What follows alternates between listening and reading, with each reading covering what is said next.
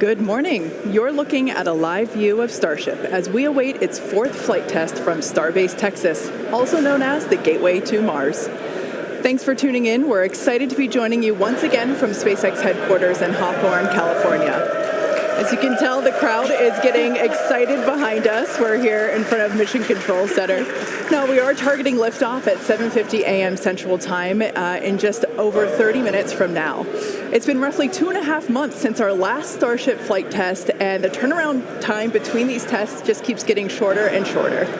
Today, we hope to surpass what we achieved in Flight Test 3 in March. Our primary goal is to get through the extreme heat of Starship reentry, which is no easy feat. As with all of our flight tests, our goal is to collect as much data as possible. Every flight gets us another step closer to a fully operational Starship. Starship is the most powerful vehicle ever developed and the first design of a rocket that is capable of making life multiplanetary. Starship will allow us to land humans on the moon again after more than half a century, fly the heaviest payloads ever flown, and ultimately fly humans further into space than ever before. Getting there will require us to fly frequently, which is why we're producing so fast. We already have hardware built and are preparing for our next several flights. But the most important thing about Starship is that it's designed to be fully and rapidly reusable and, of course, reliable. We've been designing from day one to realize a vision of having an entire city of people on Mars, something we know will take launching millions of pounds of cargo and equipment into space spread across thousands of launches. The faster we can learn now, the faster we can improve and evolve Starship to achieve this vision. And that brings us to today's flight test, the fourth of many that will get us one step closer to Mars. But before we dive into the details of today's test, let's do a quick rewind and talk about our last integrated flight test, Flight 3.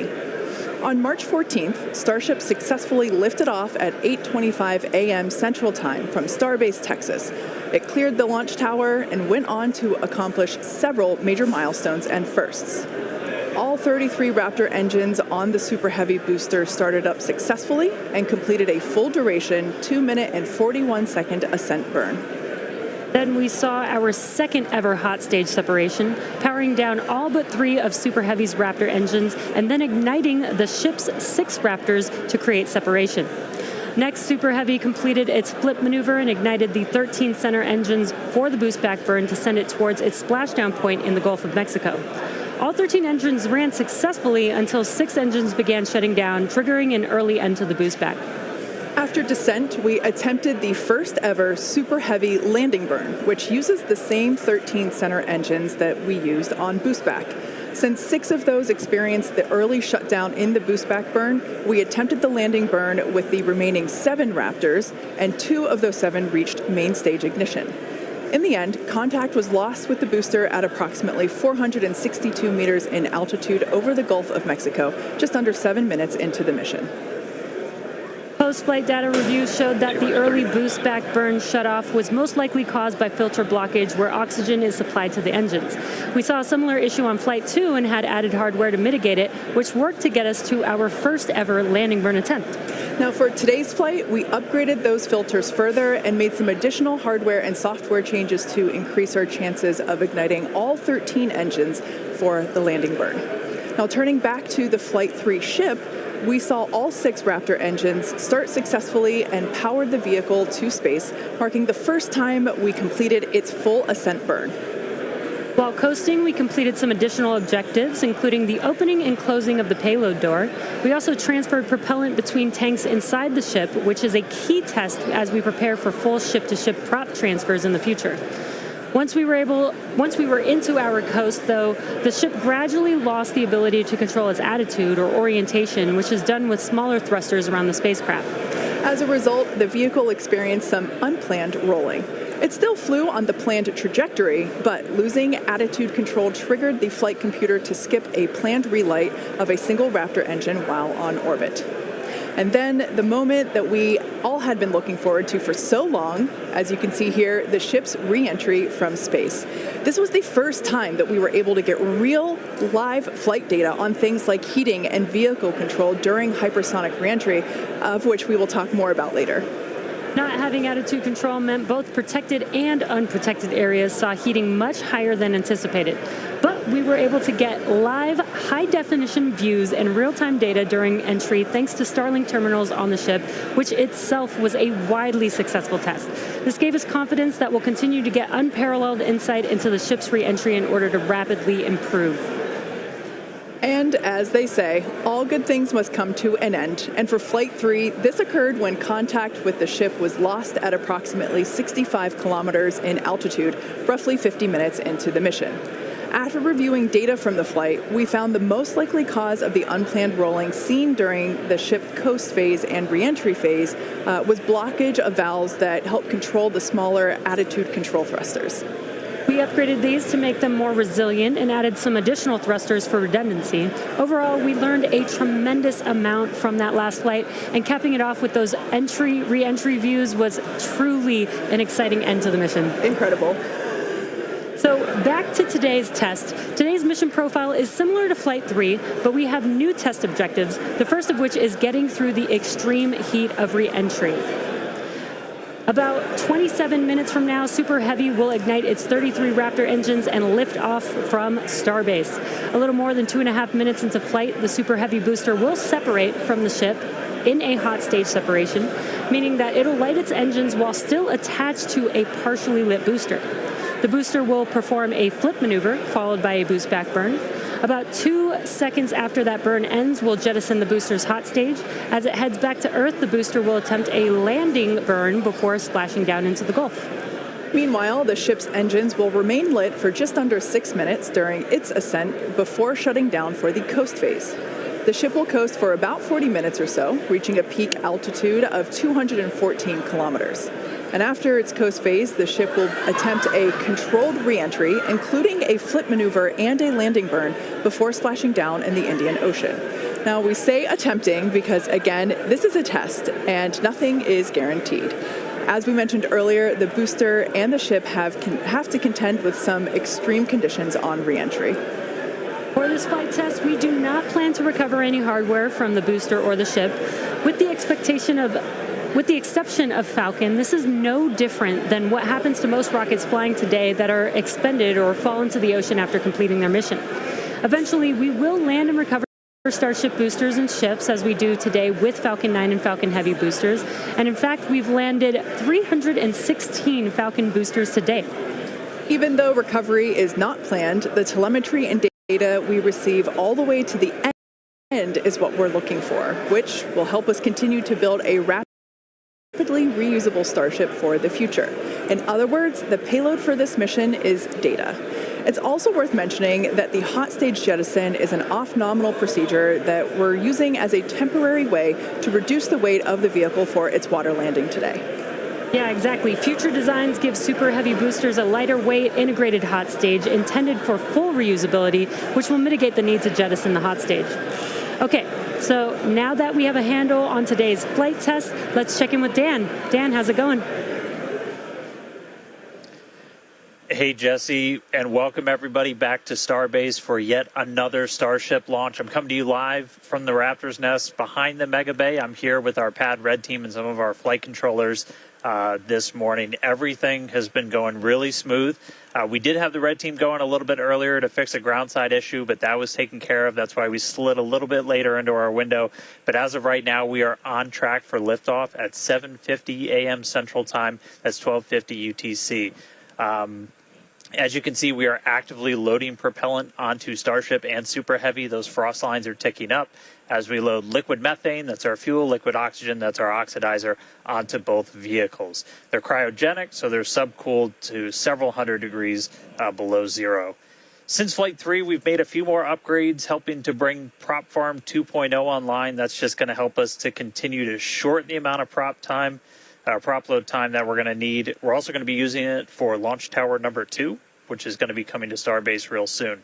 The faster we go, the less prop we're going to lose to boil off, and the better we can ensure things like temperatures are in the right range for Raptor startup. Now, Those first two flights took about 90 minutes to load prop on board. That third, we knocked it all the way down to just 51 minutes. We're aiming for about 46 minutes of prop load time for today's op, eventually hoping to get that down all the way to 40, which for some context, that's just 5 minutes more than we take to load Falcon 9, but we're doing it with 10 times the amount. So this morning, ship prop load started at T-minus 50 minutes, booster at T-minus 43 minutes. We're going to pause the ship main tank prop load in just a couple of minutes to do the header tanks, which are going to do that attempted ship landing burn. We expect the ship to close out all of its prop at about 3 minutes and 20 seconds before liftoff, and then booster at about 250. Now, our final countdown sequence is going to look very familiar. It's going to be the exact same as it was on flights 2 and 3. So we'll light those engines, and then about 4 seconds later, we will actually see it lift off. But I mean, right now, we are just under 23 minutes away from launch. We're not working any issues either with the vehicle, the range. Weather is 95% go, so not dealing with any winds or weather issues today. If we do have to scrub, our next attempt would probably be about 48 hours from now. It's all going to be driven by commodities and just how far we get into the count. But everything looking good for liftoff just about 22 and a half minutes from now. I'll check back in with you guys in a few minutes, and I'll send it back over to Kate and Jesse. Excellent. Thanks, Dan. Flight tests like today are the fastest possible route for us to dramatically improve Starship's capabilities. The Starship flying today has already seen a number of changes based on what we learned from Flight Test 3 in March, which was only 2.5 months ago. Development moves really fast here at SpaceX. Let's take a closer look at the iteration of the vehicle flying today. Starship is comprised of two elements, the ship, which has 6 Raptor engines, and the Super Heavy booster, which has 33 Raptor engines. The current iteration of Starship is essentially an experimental vehicle flying for development. Starship 2 will be capable of carrying more than 100 tons to orbit, and Starship 3 will be able to handle more than 200 tons to orbit. Compared to Saturn V, the rocket that first took astronauts to the moon, Starship has more than twice the thrust. And with a few planned upgrades, Starship will have 3 times the thrust of Saturn V, plus the added benefit of full reusability. The amount of mass that we're able to launch per rocket is crucial to creating a self-sustaining city on Mars. Now, to get a sense of how big Starship is, let's start with the average-sized human, which is about 2 meters high. And towering over our average human is the length of the Millennium Falcon, which comes in at 35 meters.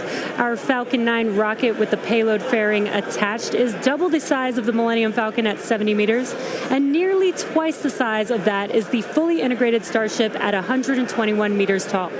The ship is about 50 meters tall, and the Super Heavy booster alone stands 71 meters. Eventually, the ship and booster will get even taller. Starship's first stage has a diameter roughly 2.5 times that of Falcon 9, and with 33 much larger Raptor engines, as you see there. I love this view because we don't have this view on our Falcon missions. This is looking up under the Super Heavy booster. Now, moving up the rocket, the ship features 6 Raptors, 3 sea-level engines, and 3 vacuum engines, which, as the name suggests, are optimized to operate in the vacuum of space. And Starship is designed for vertical takeoff and landing on any hard surface.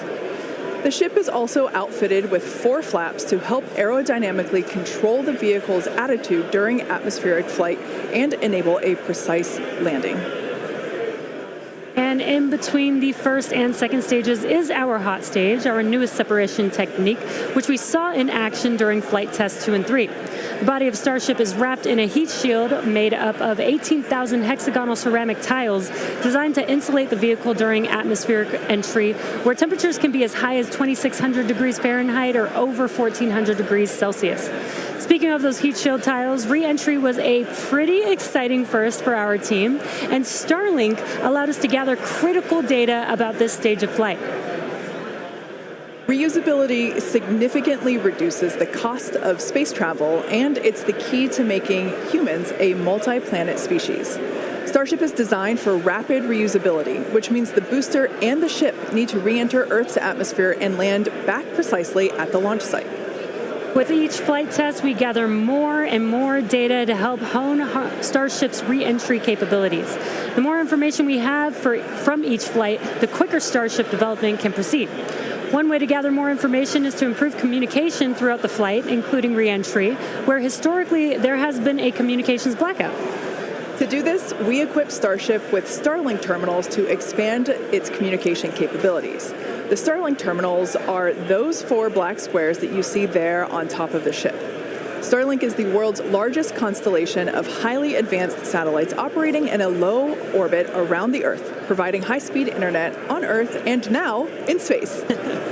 Starship is designed to have a large surface area to create considerable drag during re-entry. Traveling at about 27,000 kilometers per hour, or almost 17,000 miles per hour, Starship compresses the air in front of it, causing the temperature of the air to rise and ionize, turning it into plasma. This plasma layer interferes with communications by absorbing and reflecting radio waves, leading to the communications blackout we've seen historically with spacecraft during atmospheric reentry. With Starship, most of that plasma is built up around the front and sides of the vehicle, leaving an opening downstream where we're able to point our Starlink terminals. And with Starlink also operating at a higher frequency than traditional space-based communications, we're able to power through any residual plasma to provide real-time video and data at high speeds back to the ground. Super cool. We actually got to see this in action on Starship's last test, Flight 3, which had the first ever live HD video of a spaceship re-entering the atmosphere. SpaceX engineers were able to gather data on the performance of Starship as it re-entered the atmosphere and watched the heat shield in action. Now, the physics of re-entry are extremely hard to replicate perfectly on the ground, so access to this data is an invaluable tool for rapid iteration. In fact, one cool observation from that Flight 3 was seeing how shock waves form at different parts of the vehicle and how they interact to put pressure on the ship, especially the flaps. This is really valuable for Starship since no spacecraft has ever flown with 4 movable flaps like what we use for aerodynamic control. Starship's greatest strength will be rapid and reliable reusability, and Starlink has become a critical tool to make that a reality. Over the next few flights, we'll continue to improve the Starlink performance on Starship, eventually enabling more views and enabling more data to be transmitted in real time. And we'll keep experimenting during entry. You might have noticed a few tiles missing or looking different near the bottom of Starship. We intentionally placed one thin tile and removed 2 tiles completely. In their place, we now have sensors to see how hot things get without the tiles in those locations, while also testing some backup thermal protection options. Ideally, we expect Starship's reentry to improve on each flight, thanks in part to this wealth of new data. But if getting to space is hard, returning from space is even harder. That's right. No one has ever succeeded in creating a fully and rapidly reusable heat shield. So we could see some spectacular failures before we get this right. But with communications improving on each flight, we will continue to gather more and more data to inform our development. We're now about 15 and a half minutes until our next liftoff attempt. In the meantime, let's take a look at some of the technology we have in development as we prepare to head to the moon in future missions. Starship will be taking astronauts to the moon as part of NASA's Artemis program. Next year, we plan to demonstrate ship-to-ship propellant transfer, which will be important for our upcoming moon missions. Today, we're actively testing a lot of hardware that will make exploring the moon possible. One recent series of tests brought together the key pieces we'll see when landing back on the moon: Starship, spacesuits, and astronauts. Together with Axiom and NASA, our teams put 2 astronauts in pressurized Axiom spacesuits and practiced the first steps of going to the lunar surface. The team used test builds of a Starship airlock, as you see there, and elevator to gather data on how well future Artemis astronauts will be able to move around once fully suited. Tests like this are incredibly helpful for engineers designing these systems, as they have the opportunity to get feedback directly from experienced astronauts Peggy Whitson, who is on the right of this photo, and Doug Wheelock, who's on the left. You can see them in action during this elevator test. SpaceX will perform one uncrewed demonstration flight before NASA's Artemis 3 mission, which will be the first human surface expedition since 1972. After those first expeditions, we'll be ready to fly more people along with everything it takes to build a moon base. In many ways, Artemis feels like an extension of the human spaceflight work SpaceX and NASA have been partnering on for some time now. In fact, we just celebrated the anniversary of the Demo 2 mission. That's right. Just 4 years ago, on May 30th, 2020, SpaceX launched the first crewed test flight of our Crew Dragon spacecraft. Dragon carried NASA astronauts Douglas Hurley and Robert Behnken to the International Space Station in the first crewed orbital spaceflight launched from the United States since the final Space Shuttle mission in 2011, and the first ever operated by a commercial provider. You can see Bob and Doug there on your screen. That was certainly a memorable day for all of us here at SpaceX, one that we fondly think back on. And it's exciting to think about Starship being the next to take its first astronauts to the moon. In tandem with Starship development, all of our operational human spaceflight missions are helping us prepare for those future trips to the moon. Our upcoming private astronaut mission, Polaris Dawn, you can see the crew there on your screen.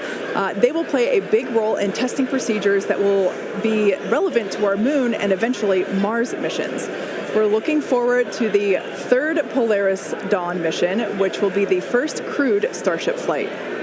The Polaris Dawn crew will attempt to reach the highest apogee ever flown by a spacecraft, and they'll also be performing a spacewalk, or extravehicular activity, wearing SpaceX's newly designed spacesuits. They'll also be testing space-based communications, which will be critical to future deep space missions. The Polaris Dawn mission is currently targeted to launch no earlier than July of this year, so stay tuned because that is going to be a very exciting mission to watch. In the meantime, at T-minus 12 minutes, let's check back in with Dan on today's countdown. Hey, thanks, Jesse. Everything continues to go real smoothly. It's been a real quiet day so far. The board looks really clean, not tracking any impediments to a launch just under 12 minutes from now. Prop loads continuing. Looking at the numbers real quick, we're about 85% full on the ship. We did pause to start filling those header tanks on ship. Again, those are the two smaller tanks in the very top of the nose cone that we're going to use for that attempted landing burn with ship. And with the booster, we're just at about 76% or so on our methane and LOX, so getting pretty full there. Those are going to continue down to about 3 minutes and 20 seconds before liftoff. That's when we'll close out all the prop on the ship. And then T-minus 2 minutes and 50 seconds on the booster. A lot of work also going on in the background. Our range safety teams working to make sure the area, not just around the pad, but in the sea space out in the Gulf, and also in the anticipated entry point in the Indian Ocean are clear. We're not tracking any blockers, any boats, anything like that in the zone right now, but their work literally continues right up until those last couple of minutes. So they're working pretty hard to make sure everything stays clear. But right now the range is green. I already talked about it in the beginning. It looks a little bit cloudy, but weather not a concern today. Really light winds. We only had about a 5% chance of violation when we started this morning, and that's held. So everything continuing to look really good for launch so far. The pad itself is getting ready. Reminder that we're going to light those engines about 4 minutes before it actually takes off. So you'll see them start, the 33 engines on Super Heavy start to light prior to that T0. And then about 2 seconds after, we'll start to see first motion. But everything looking great. Just coming up on 10 minutes until launch. Getting excited down here. Ready to feel the rumble. I'll send it back to you guys over in Hawthorne. Thanks, Dan. Teams are also getting excited here at SpaceX headquarters in Hawthorne, California. There is a pretty large crowd now gathering outside of Mission Control, located just behind Jesse and I. Now, actually, you can see it there on your screen. There they are.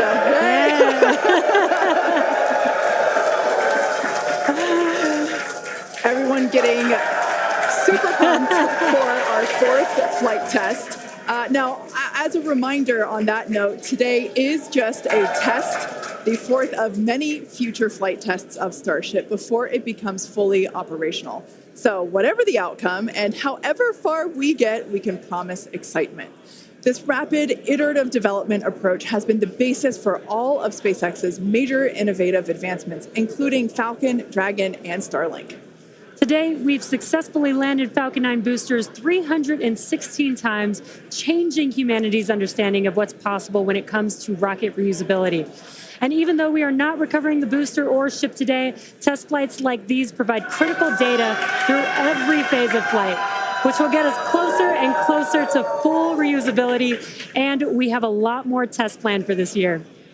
When we start recovering Starship boosters, we'll want them to return to the launch site for a quicker turnaround, which you can see in this animation on your screen. And that's when the tower reveals its dual purpose. After launch, the arms or chopsticks on the tower will help guide the booster into position to ensure a precision landing. And our goal for the near future is to have 4 launch towers, 2 in Cape Canaveral in Florida, and they will look very similar to the ones that you see here in this animation. As we know, we find that our renderings tend to end up looking really similar to real life. So while this is a rendering, we do know we can look forward to this in the future. Like I said, we're going to have 2 at Cape Canaveral in Florida and 2 located at Starbase. Starbase will continue to be used for flight tests, and the towers at the Cape will come online as we prepare to fly operational Starship missions. In fact, we recently upgraded the actuators in the chopsticks, which are responsible for swinging those arms in for a catch. And we'll be testing an operational step on this flight by moving the chopsticks to the catch position immediately after Starship flies away. That's going to be really incredible to see.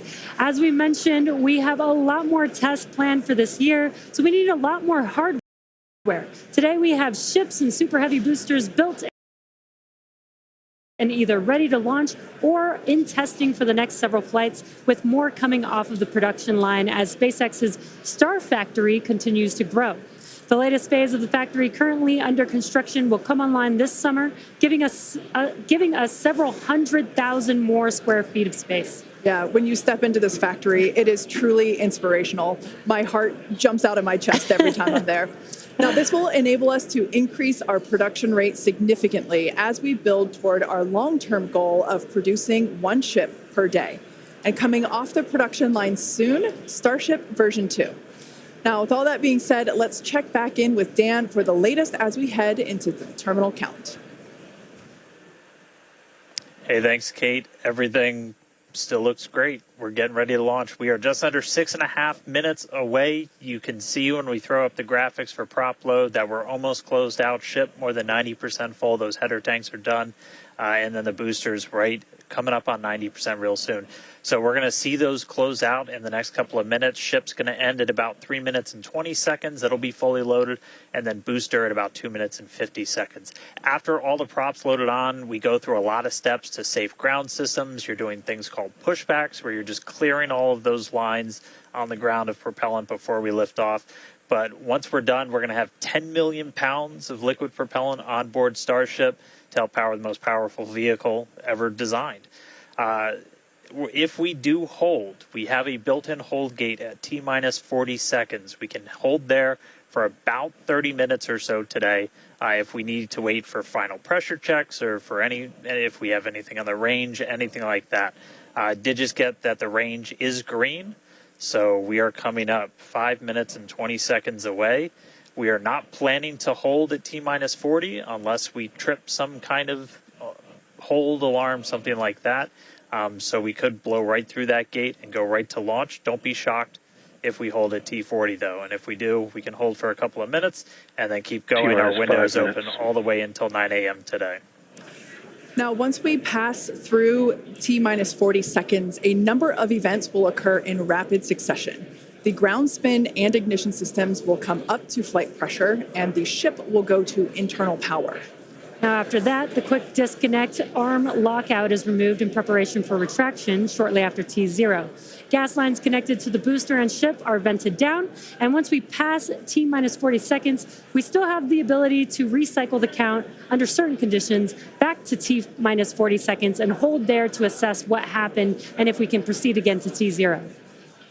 However, once the water for the deflector system begins flowing at T-minus 10 seconds, any issue after that would be an automatic scrub for the day, as teams would need to refill the deflector's water tanks, as well as the lock storage tanks at the tank farm before making another attempt. So, as Dan mentioned earlier, we are not planning to hold at the optional T-minus 40-second mark. That moment basically is what would allow teams to wait for final checkouts or assess prop levels or avionics, vehicle pressurization, the range, the weather. Weather is 95% go, as you can see from these incredible drone views that we have and pad cams. It is a beautiful day. Of course, we have some clouds billowing from the locks there. Yeah, and again, a reminder that the payload for this mission is data, and our primary goal is to get ship through the extreme heat of reentry today. We're very excited to see that. We did get very close on Flight 3, so I'm excited to see how these iterations that we've made to the vehicle will help improve our chances of success today. Yeah, absolutely. Now, just as a reminder for the booster, now we are not attempting to recover any hardware today, either on ship or booster. For the booster, we will be attempting to perform a landing burn to have a soft splashdown in the Gulf of Mexico. We made some improvements from our Flight 3 learnings, so hopefully that will work and we'll see a successful soft splashdown. For the ship, we're hoping to demonstrate controlled re-entry, including a flip maneuver and landing burn, and that will be followed by splashdown in the Indian Ocean. That is the same target as we had on Flight 3, so everything should look pretty similar in that regard. And we just heard the call out there that all prop load is closed out, so at this point, there is like 10 million pounds of propellant on board Starship, which is incredible. This is getting very exciting. We are just about 2 minutes away from T0.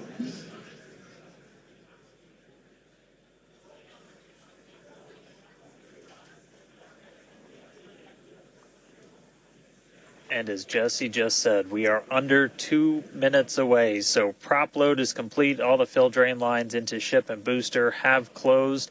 Right now we're doing the pushback, so clearing out all those ground lines of propellant, and that'll be completed over the next couple of seconds. We're coming up on that T-minus 40 mark. Again, not planning to hold. If we do, or if we get a hold after we pass it, we can snap back to that T-minus 40, and then we can stay there for about 30 minutes or so if any other issues crop up.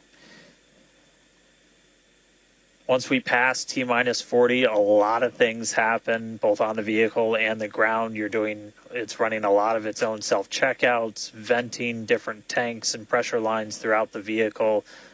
We essentially built that 40 seconds as that's about how much time it takes for the vehicle to take all of those actions, which is why we hold there. But all of that happens automated. You do a final checkout of the TVC, the thrust vector control, how we're going to steer. And then we see liftoff. So we're under a minute away.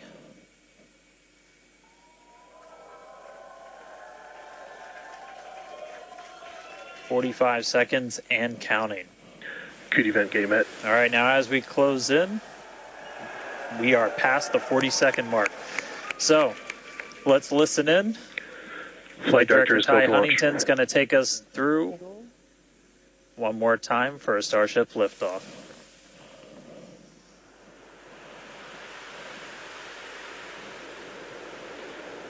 T-minus 15. 10,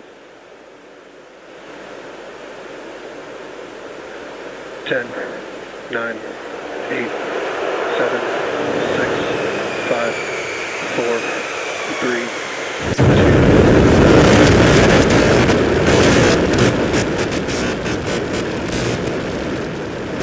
We have liftoff.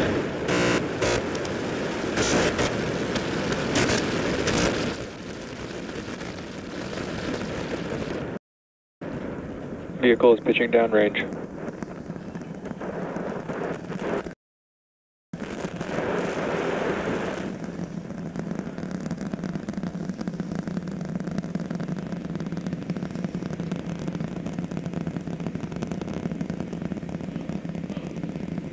All right, 30 seconds into flight. The rumbles are still building here in the Raptor's nest. We're seeing 32 out of 33 engines lit on the Super Heavy right now. Coming up shortly is going to be max Q, that maximum aerodynamic pressure as we go uphill on the vehicle.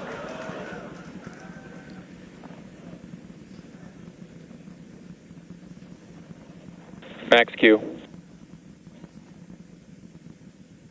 All right, we just passed through max Q, so we're going to continue on up. We still have about a minute and 30 seconds until we get to stage separation. Starship now flying faster than the speed of sound.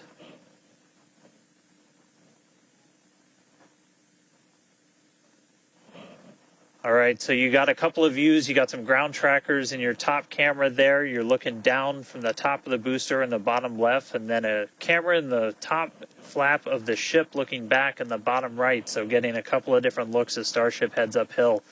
Once we get the hot staging, a lot of things happen all at once simultaneously. We're going to light the engines on the ship, starting with the RVACs first, and then the 3 center sea level engines before we're separated. All of that exhaust gets plumed out the side of the hot stage, and then the ship will separate itself. All but the 3 center engines on the booster are going to shut down, so the booster never stops its thrust while we go through this hot stage maneuver.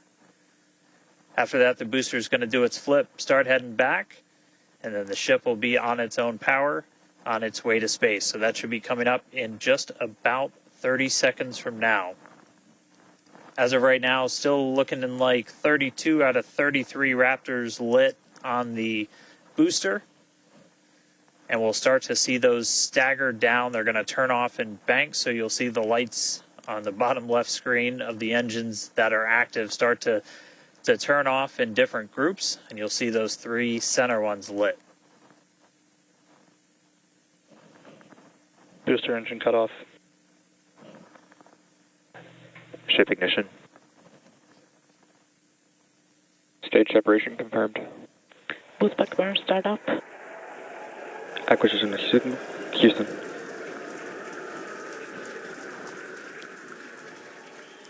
Hot stage confirmed. Ship under its own power. Booster boosting back.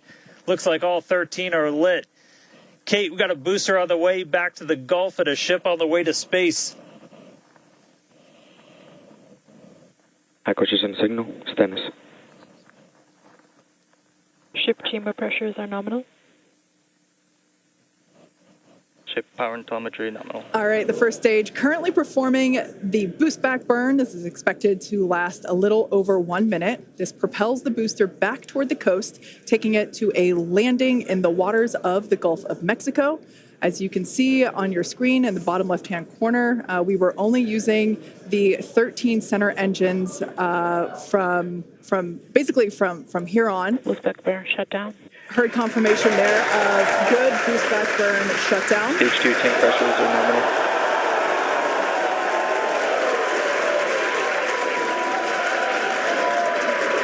Lots of excitement. So right here, this is our view of the jettisoned hot stage. As we mentioned, this is a temporary fix to help reduce the weight of the booster, the Super Heavy booster. Future iterations will have a lighter weight integrated hot stage structure that won't need to be jettisoned. Now, after we jettison that hot stage, the booster will begin to attempt its water landing in the Gulf. In the meantime, the ship will coast for about 40 minutes or so up to an altitude of 214 kilometers. And after its coast phase, it will attempt a controlled reentry, including a flip maneuver and a landing burn, just before splashing down in the Indian Ocean. But as a reminder, we are not attempting... Trajectory nominal. Good news there. Trajectory is looking good for the ship, which is on the right-hand side of your screen.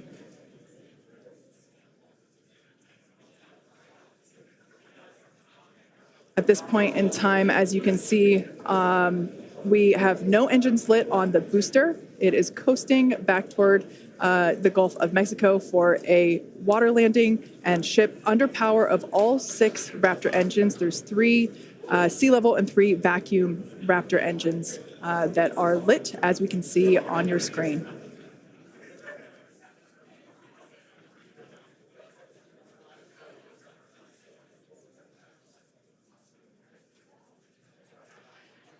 These views have been looking incredible. Super Heavy has been performing beautifully today.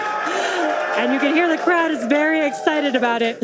As a reminder, for Booster, the primary goal today is to do a landing burn and a splashdown in the water. And we are just about 30 seconds away from that landing burn expecting to begin. And an incredible view from the forward portion of the booster. This is basically on top of the Super Heavy booster where we have jettisoned that hot stage. So now we can see this incredible view of Earth as it's making its way back down to the Gulf of Mexico. Right now, the booster is using the 4 hypersonic grid fins to guide itself through atmospheric re-entry.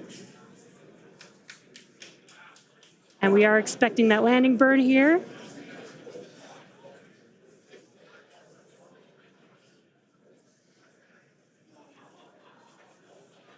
And we will be igniting 13 engines, and this is a great view. On your left-hand side is 3 views from the booster, and your right-hand side a view from the ship. And you can see those grid fins on your left-hand screen rotating and turning to guide the booster, and there's that landing burn.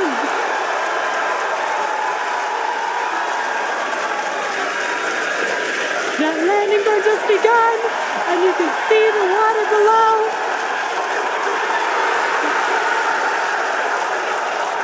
And we have splashdown.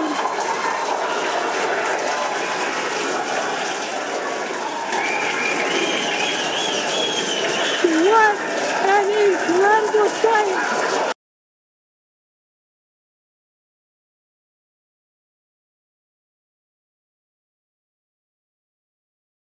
That was absolutely incredible. The first successful splashdown of the Super Heavy booster. Loved seeing it just tip over into the water before losing that footage. Now the next milestone is coming up in about under a minute. The ship is going to shut off its Raptor engines, Ship engine cut off, which we see right there. As we mentioned before, today's test flight is not an orbital flight, but rather one that demonstrates the Starship's orbital capability.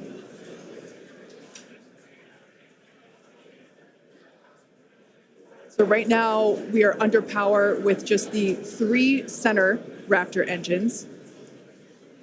Expecting those, and just there we could see that those have also successfully cut off.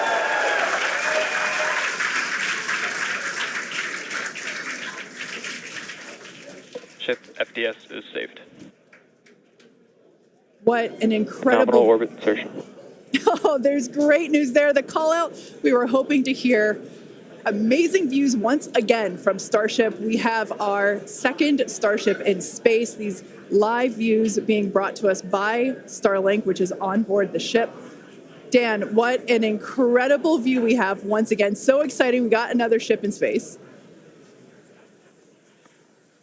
I'm like still jumping up and down. I'm like, this whole building was going absolutely insane when we saw the booster hit the water. I mean, wow. Congrats to everybody that's just been putting in insane amounts of hours on everything to make this thing a reality.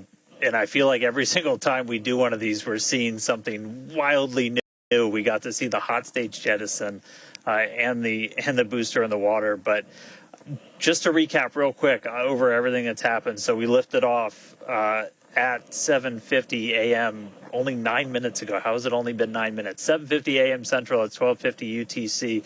We saw 32 of the 33 Raptor engines on Super Heavy make the ascent. We had successful cutoff, successful hot staging, all 6 engines on the ship, powered it all the way into a nominal orbital trajectory. And we've already been getting some live views from the ship on board. After that, the booster was able to do its boost back burn. Oh, this looks like we're actually getting some views from the ground still potentially from Florida, of the ship as it's up there. That's a view from some of our tracking cameras on the ground in Florida. But the ship, we just heard successful orbital insertion, so it's right where it needs to be, and is now going to continue on its way to coast until it comes to reentry. But I mean, the booster, successful boost back burn, jettison the hot stage, and then a landing burn. It looked like we saw 12 of the 13 engines light up, and then that first ever soft splashdown in the water. So a whole lot still to come. Ship now on its way to its primary objective of entry. That's going to be coming up in just under 40 minutes from now. So a lot still to come, but wow, what a 9 minutes to start this mission off. So can't wait to see what entry is going to show us, but that launch was incredible. Back over to you, Jesse and Kate. Wow. I am still trying to catch my breath here. That was some incredible views that we have never seen before. It has been nonstop since liftoff. And with the booster having completed its job for the day, we're going to take a short break for about the next 28 minutes, and we'll return while we're going to take a break while the ship is continuing to coast before re-entry. Exactly. As with Flight 3, Starlink may enable us to talk with the ship through re-entry with no communication blackout. We are still testing Starlink during this phase of flight, so of course nothing is certain. However, if we do have views, we will be sure to bring those to you live. Views such as the one, that we had. Well, of course, because I said it, it went away. So we will try to bring those to you live. Exactly. Views or no views, we'll see you back here at T plus 40 minutes for coverage of Starship's re-entry, flip maneuver, landing burn, and splashdown. Expected loss of signal, Key West.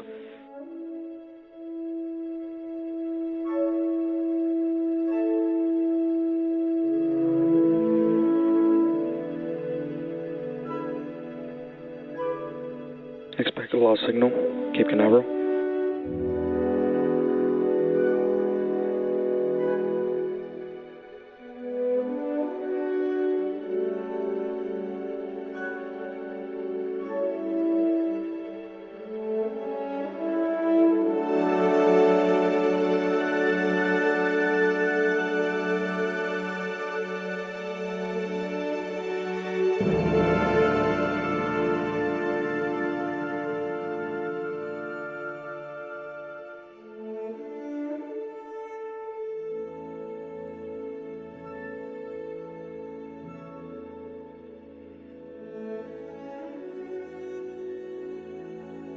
Acquisition signal, Puerto Rico.